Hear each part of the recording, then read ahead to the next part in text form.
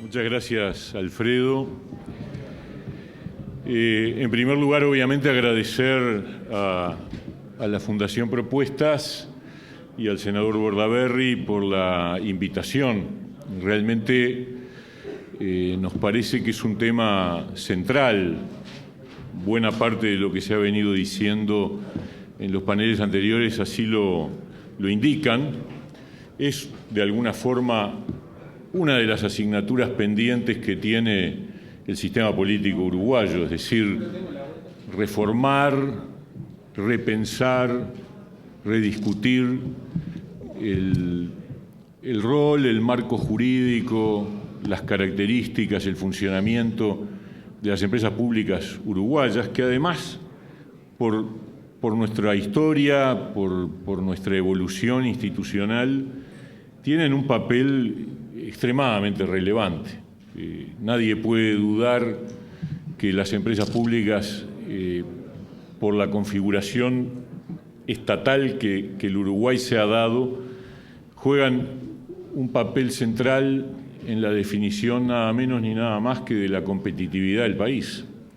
Son un instrumento que define en el acierto o en el error la fijación de los precios de nuestros productos y, por lo tanto, nuestras posibilidades de competir en el mundo, de crecer, de desarrollarnos, etcétera. También en la vida cotidiana de los hogares, o sea, pega en todos lados. Y obviamente se ha vivido una lógica muchas veces pendular, donde se ha pasado fácilmente de un extremo en donde prácticamente las empresas públicas se colocan subordinadas al servicio de la política económica y funcionan de manera estrictamente ordenada y dependiente de objetivos de política económica, lo cual no es bueno, a otro extremo, que es el extremo de la autonomía total y generar una lógica propia que muchas veces no tiene mucho que ver con lo que de alguna forma es incluso el interés propio de la empresa pública. Entonces, me parece que tenemos que está bueno, que es muy importante, yo diría que es prioritario, y me alegra que, según se ha dicho por ahí, en la UPP hay una idea de discutir sobre la cuestión de la estructuración y de la gobernanza de las empresas públicas, porque me parece que es imprescindible hacerlo. Yo voy a plantear 5 puntos muy rápidamente que nos parecen que son centrales para el debate de estas cosas.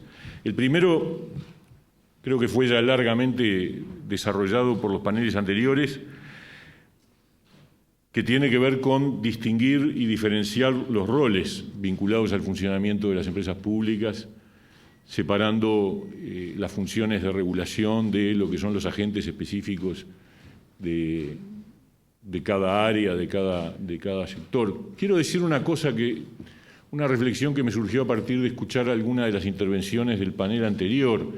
Nosotros tenemos un problema jurídico constitucional relacionado con el hecho de que tenemos 2 letreros bajo los cuales se coloca todo el régimen descentralizado, que son entes autónomos y servicios descentralizados.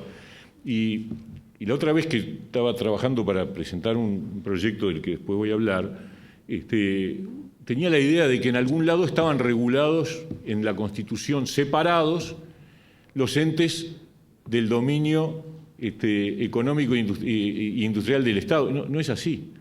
En realidad está mencionado, pero son todo lo mismo. Y la verdad, tener la misma regulación para ANEP y la UDELAR que para UTE y ANCAP es una cosa realmente que merece un cambio desde el punto de vista constitucional. Hay alguna regulación específica para los entes de la enseñanza, creo que hay un par de artículos, pero no tenemos en nuestro marco jurídico madre, que es la Constitución, criterios que permitan distinguir entes autónomos que refieren a actividades que nada tienen que ver con la gestión empresarial de entes autónomos que son básicamente empresariales. Entonces, allí ya hay de por sí una cuestión a señalar.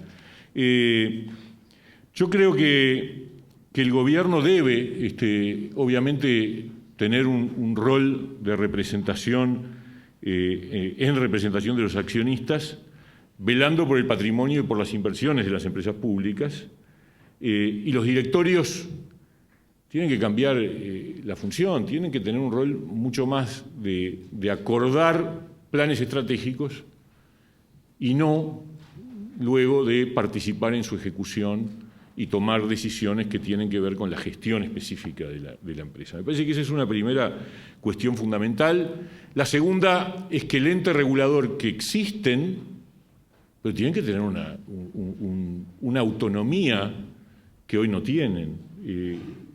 El Uruguay ha pecado, lo hemos dicho muchas veces, de incrementar, de generar una inflación de entes y organizaciones e instituciones cada vez más dependiendo de la Presidencia de la República, que por definición, de acuerdo a la Constitución de la República, no es un organismo que pueda tener bajo su mando ningún tipo de entidad. Y sin embargo, los entes reguladores están todos, no todos, porque está el que regula las entidades financieras que están en el Banco Central, también el que regula las entidades aseguradoras, pero la URCE, el ORSEC, están bajo digamos, bajo la jerarquía de la Presidencia de la República, lo cual es un absurdo absoluto. Es decir, tenemos que crear entes reguladores que sean autónomos, que tengan independencia y que puedan, por lo tanto, regular específicamente a todos los actores que operan en la arena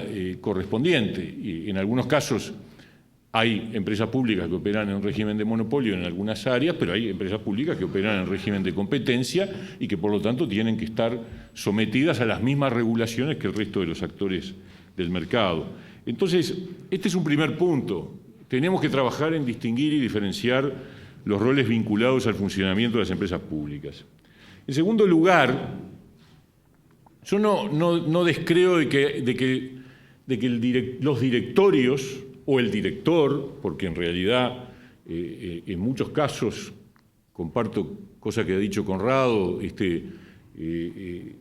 no tiene sentido hablar de directorios plurales, de repente bastaría con un director general para muchos servicios descentralizados, pero los directores, yo no digo que no deban ser de confianza política, me parece bien que sean de confianza política, pero lo que tenemos que evitar es que se conviertan en oportunidades de desarrollo de carreras políticas. Este es un problema muy serio que el país tiene y que no está vinculado, lo quiero decir con claridad, exclusivamente, ni mucho menos. Acá somos todos pecadores. Esto hay que decirlo con claridad. Somos todos pecadores porque hay varias prácticas diversas, no solo utilizar una empresa para convertirla en una plataforma de lanzamiento, que ha ocurrido y es grave, sino también utilizar los directorios como mecanismos de compensación para candidatos que no logran ser electos, o directores que, según su departamento de origen, resuelven donaciones y colaboraciones de las empresas públicas con sesgo orientado en ese sentido. Eso le hace un daño horrible, es de la peor política, y en eso estamos involucrados todo el sistema político. Por eso que nosotros planteamos y acabamos de presentar un proyecto de ley constitucional insistiendo con algo que en el 99 fracasó, que es extender la inhabilitación de los directores de entes y servicios del Estado, la inhabilitación para ser candidato a 5 años, es decir, a todo el periodo de gobierno. Es decir, las inhabilitaciones que hoy tiene el Banco de Previsión Social. ¿Por qué se estableció esa inhabilitación para el Banco de Previsión Social? Porque en aquel entonces estar al frente de la Caja de Jubilaciones era un poder brutal. Bueno, hoy estar al frente de empresas públicas con el peso político y económico que tienen es similar. Y es bueno que bifurquemos las carreras políticas, que se pueda distinguir entre la carrera política de gestión, o sea, personal político encargado de la gestión de la cosa pública, de la carrera política electoral. Y me parece que sería muy importante que mandáramos una señal de este tipo, que nos previniera a todos de la tentación de hacer uso indebido de recursos que son muy importantes y que se desvían absolutamente de su naturaleza directa, que es la que corresponde a la conducción de una empresa. Por supuesto que además debería incorporarse una lógica que implicara, con los subsidios correspondientes para las personas que salen de esa función, no ingresar a empresas del sector durante un cierto periodo, compensando por la vía de los subsidios que el Estado, yo creo que el Estado perdería mucho menos, sin duda, mediante esos mecanismos que lo que se ha perdido de otras maneras. Entonces, cuando se habla de despolitizar, esto tiene que ver directamente con el asunto de cuál es el perfil que los directores de las empresas públicas tienen que tener. En segundo lugar, o tercer lugar, garantizar la profesionalidad de la gestión, porque la gestión sí tiene que estar en el plano de la gerencia. Y nosotros, con Conrado, el año pasado, definimos una serie de pedidos de informes a todas las empresas del Estado, preguntando simplemente cómo elegían los gerentes. Y tuvimos pocas respuestas y variadas respuestas. En algunos casos se nos contestó lo que debería hacerse, pero no se decía si era lo que se hacía o no. Se decía, de acuerdo a la norma, tal cosa. Bueno, pero ¿se hace de acuerdo a la norma o no se hace? No sabemos. En otro caso, la norma establece que el directorio tiene discrecionalidad para elegir sus gerentes de manera directa y según su leal saber y entender. Y en otros casos hay procedimientos profesionales, objetivos, pero me parece que es claro que el directorio tiene un rol de control político de la aplicación del plan estratégico y la plantilla gerencial está encargada de la gestión y lo hace con criterio profesional y se debe someter a un escrutinio, a una evaluación, a una accountability que está relacionado con el plan estratégico. ¿Cumple o no cumple? Si no cumple, se va. Y así de sencillo, se convoca por procedimientos objetivos de concurso para gente de adentro del ente y de afuera del ente, y se selecciona un equipo gerencial, un gerente general, un equipo de gerentes, y estos luego aplican el plan estratégico. ¿Logran resultados? Bárbaro. No logran resultados, se cambian. Parece que esto está tan lejos de lo que hoy es el funcionamiento de cualquier empresa pública. Cuarto, restringir la creación de las empresas colaterales bajo el régimen de derecho privado. Esto se hizo para... Me parece que acá hay una relación directa entre el tipo de contralor que el Tribunal de Cuentas debería tener sobre las empresas públicas y la salida. La salida, ¿cuál fue? Eludir. Y el resultado, abrimos un agujero negro tremendo. El uso de las empresas colaterales sirve para evitar, por ejemplo, hacer realmente llamados abiertos y se eligen a dedo, muchas veces, cosas que deberían ser objeto de concurso y de competencia. Y se dice, no, pero en el derecho privado hacemos lo que queremos. ¡Ah, caramba! Pero son recursos públicos. Entonces, me parece que el camino va en doble sentido. Por un lado, en una perspectiva de mediano plazo hay que ir a la disminución al mínimo de este tipo de instrumentos, es decir, de sociedades anónimas propiedad de empresas públicas. Prohibir las de segunda, tercera y no sé cuántas generaciones, prohibirlas definitivamente. Y las de primera generación con muchas limitaciones y con reglas de juego que de alguna manera nos garanticen que no se va a usar para cuestiones indebidas.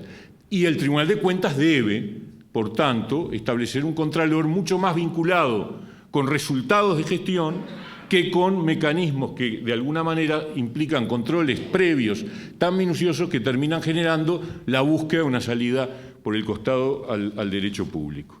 Y por último, decir que las empresas públicas deberían normalizarse con respecto a cuál es su objeto. Tienen que estar vinculadas a cadenas de valor y no cualquier cosa.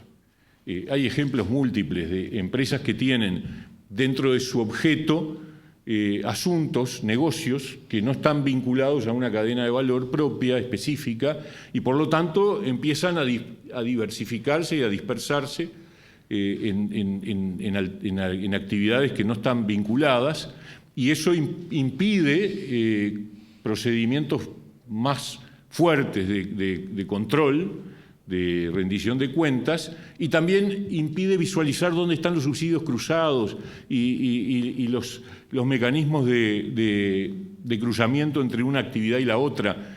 Lo hemos visto cuando nos tocó analizar la situación de ANCAP, pero podríamos decirlo con respecto a otras empresas.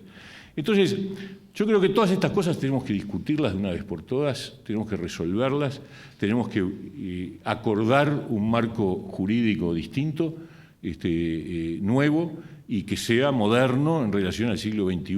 Por lo cual reafirmo la idea de que, claro, tiene que haber acuerdos políticos, pero no pueden seguir quedándonos para atrás, porque lo que está en juego es nada menos ni nada más que la viabilidad del desarrollo, el crecimiento y la competitividad del país. Gracias. Gracias, Pablo.